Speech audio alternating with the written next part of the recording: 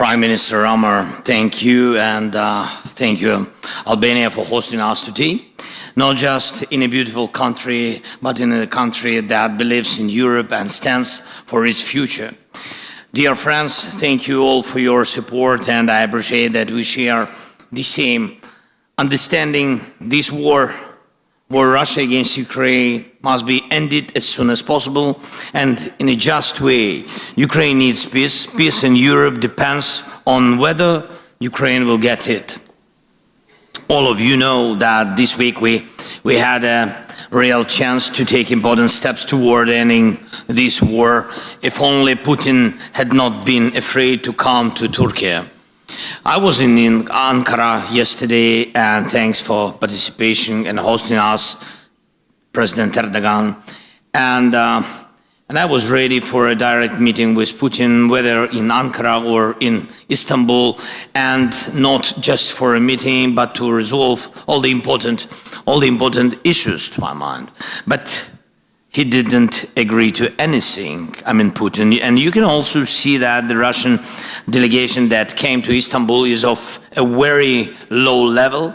None of them are people who actually make decisions in Russia. Still, I sent our team to Istanbul, led by Ukraine's Minister of Defense, at least to see if those Russians can actually decide anything. Our number one priority is a full, unconditional and honest ceasefire.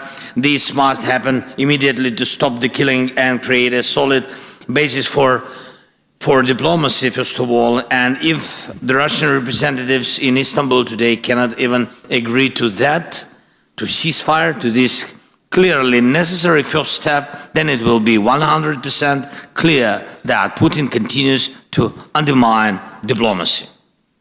If that's not the case, there must be at least some result today, starting with a ceasefire. The Ukrainian delegation has a mandate to make decisions.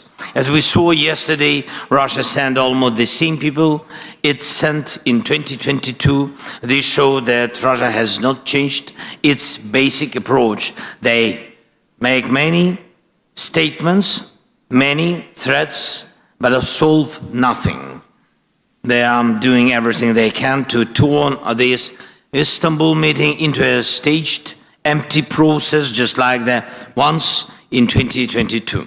It's not us or Western leaders who are disrupting the negotiation, as the Russians have been claiming for years. It's Russians who send empty heads to the talks. And that's what destroys the meaning of diplomacy. So if it turns out that the Russian delegation really is just theatrical and can't deliver any results today, the world must respond.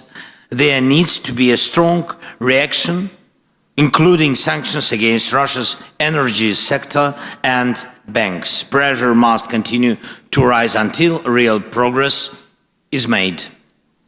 Ukraine is ready to take all realistic steps to end this war. I call on Putin to give his delegation real authority, and we need a full stop to the killing, long enough to give diplomacy a real chance. Secondly, we must build at least a minimum level of trust in the negotiation process. This can be done by releasing prisoners of war, returning Ukrainian children taken by Russia, and releasing civilian hostages currently held by the Russian side. Third, we need to clearly define which issues must be handled at the leadership level, not below. And we all know who makes the real decisions in Russia. Fourth, together with our leaders and together with the countries who are here with us today, we have begun to create a new security architecture for Ukraine and all of Europe. I thank everyone who is on board. Now it's time to move to very practical steps. And fifth, the United States. President Trump wants to end this war.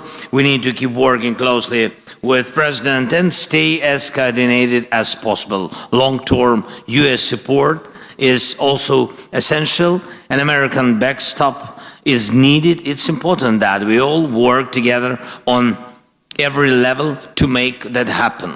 And of course, I will keep you informed throughout the day about what is happening in Istanbul and whether there is any chance the Russian delegation will take real steps to stop the killing and bring the war to an end.